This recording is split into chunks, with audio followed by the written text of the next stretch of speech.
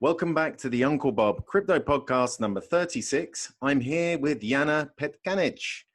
Jana, you may know her from Twitter at @JanDebit. I'll leave her link in description below.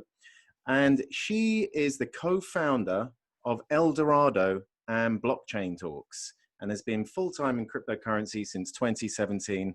Welcome to the show. Thank you. Thanks for having me.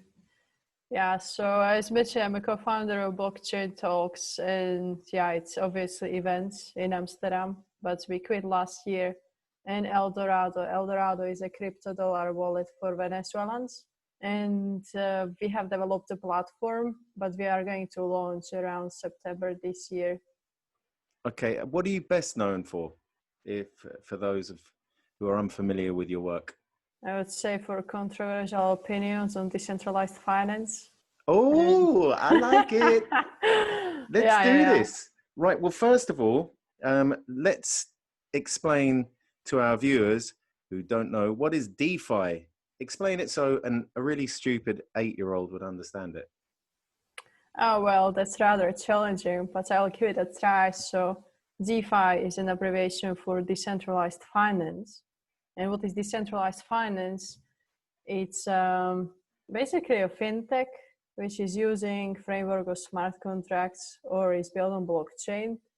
And those fintech applications, they are looking into ways how to offer better financial services and hence returns and interest rates than the traditional finance services. So one can say that decentralized finance and traditional finance are in a competition. So, well, yeah, general USP, so unique selling point of DeFi is better rates. Better rates of? Like if you think of how much do you earn on your savings accounts with the bank, so it's 0.0 something, or yeah, it's less than 1%. DeFi might find a way how they can offer you higher rates. So, how are they able to do that? Very roughly and very high level, it's a better matchmaking of supply and demand.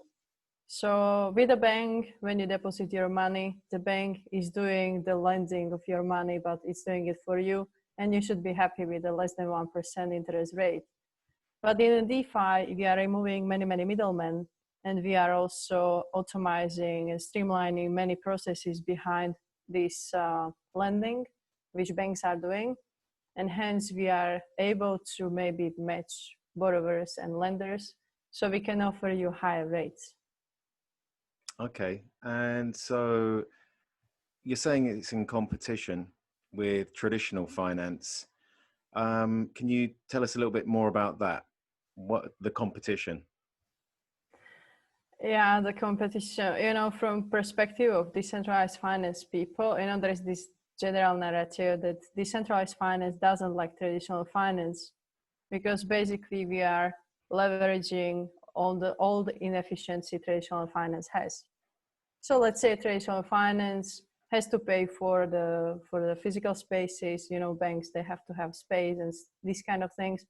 And decentralized finance is aiming to reduce as many inefficiency as it can, So at the moment, they are in a competition because DeFi is very, very attractive due to high interest rates it can provide you with.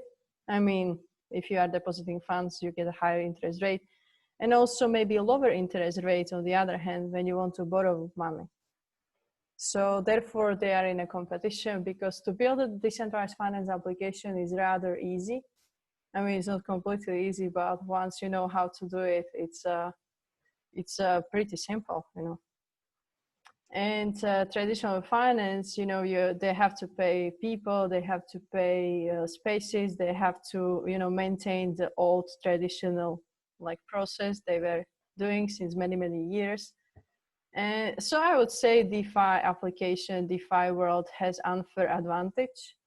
And therefore we'll see a lot of DeFi products coming up within the next 2 years. What is its biggest disadvantage? It's a user experience, I would say. So there is, I know of maybe 2 decentralized finance applications where the user experience is frictionless.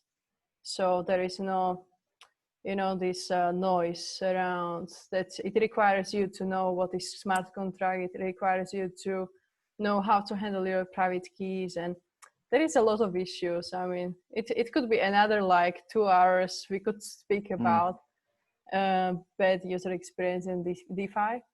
So disadvantage is like user experience and related,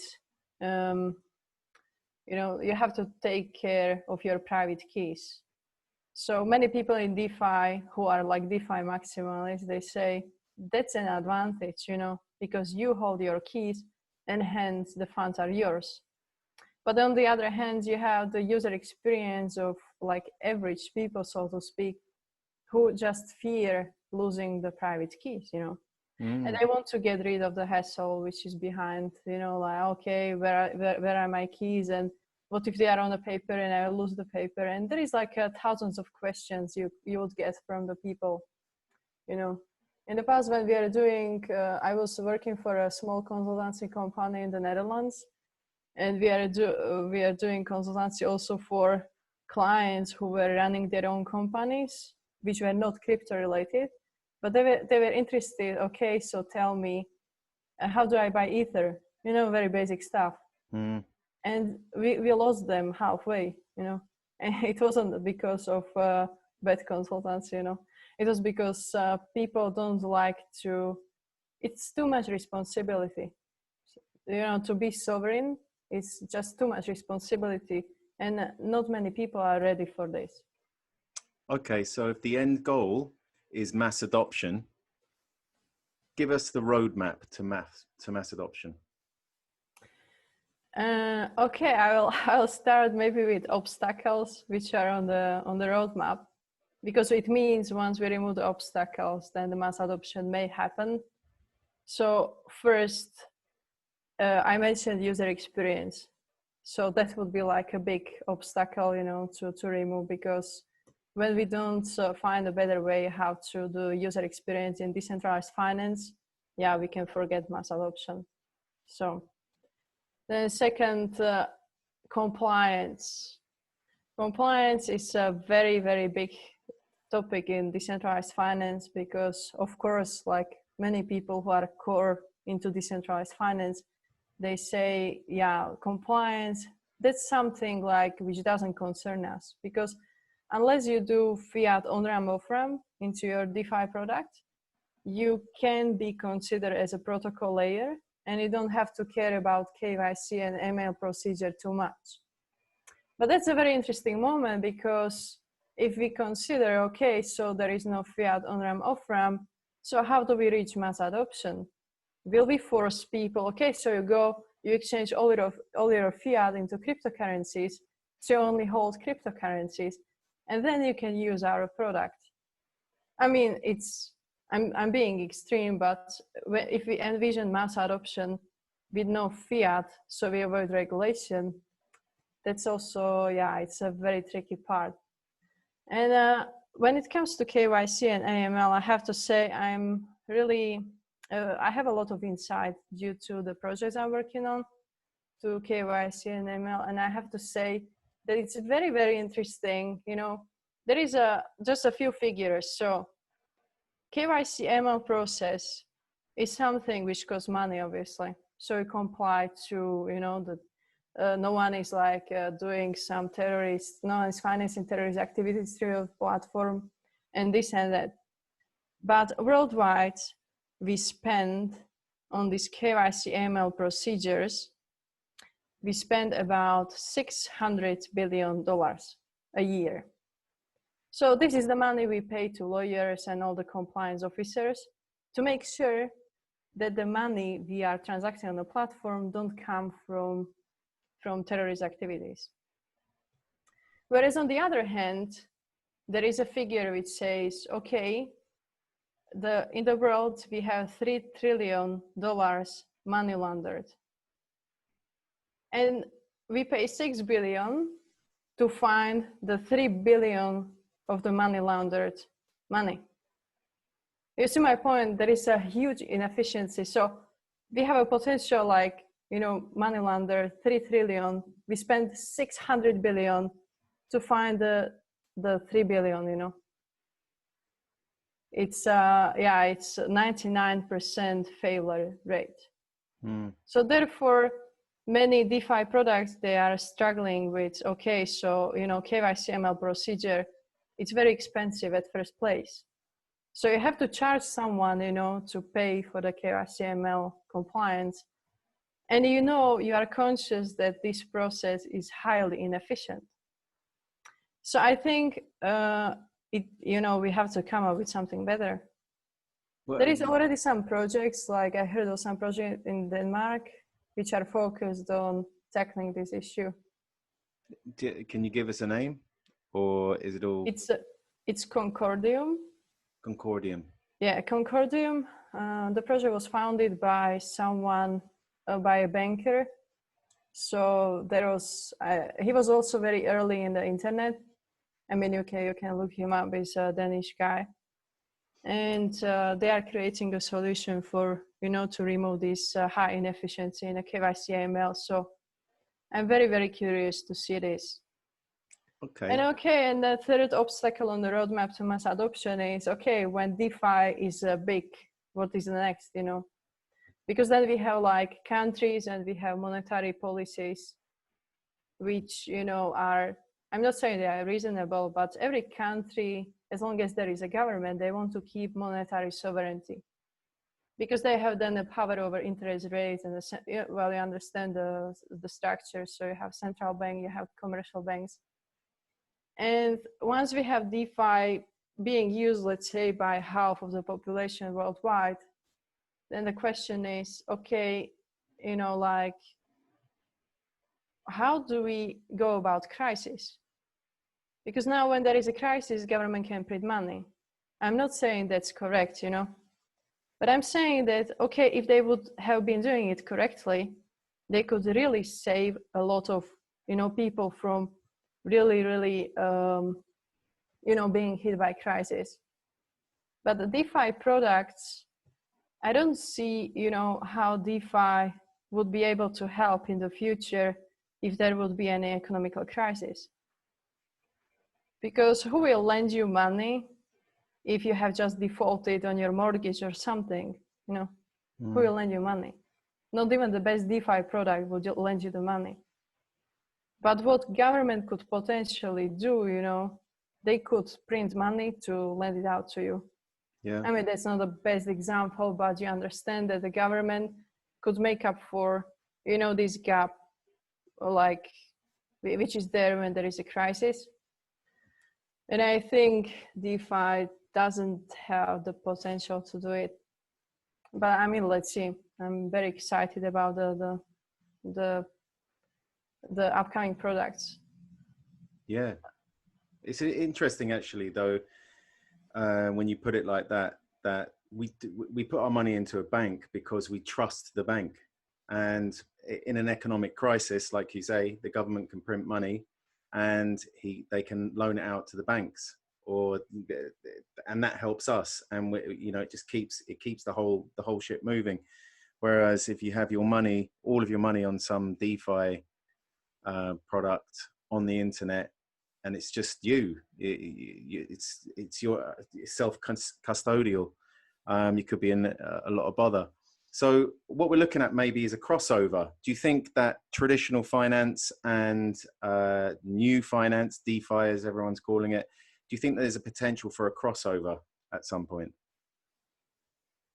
It depends on what level. What I can see is traditional finance maybe leveraging the benefits DeFi offers, and other way around, DeFi would be using, to some extent, the network banks have created because, well, banks have a lot of users, obviously, and maybe there will be some, DeFi products coming from traditional finance environment, created by the people there.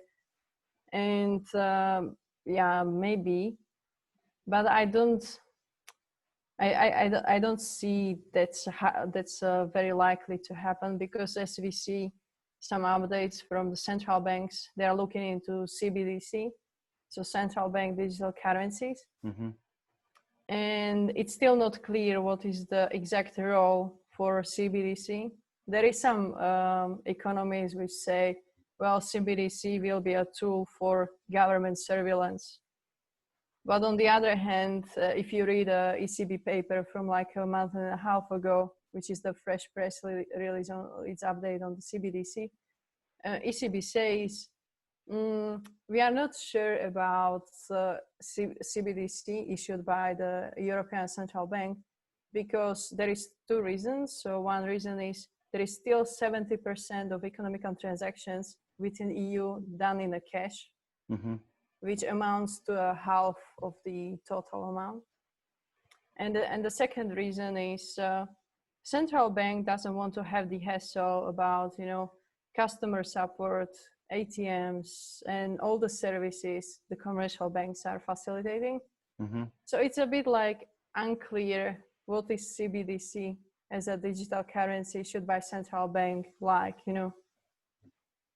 Okay. Well, we're coming to near the end of the podcast, but I want to know, just give me a couple of names of projects that really excite you, and you can include your own project. El Dorado.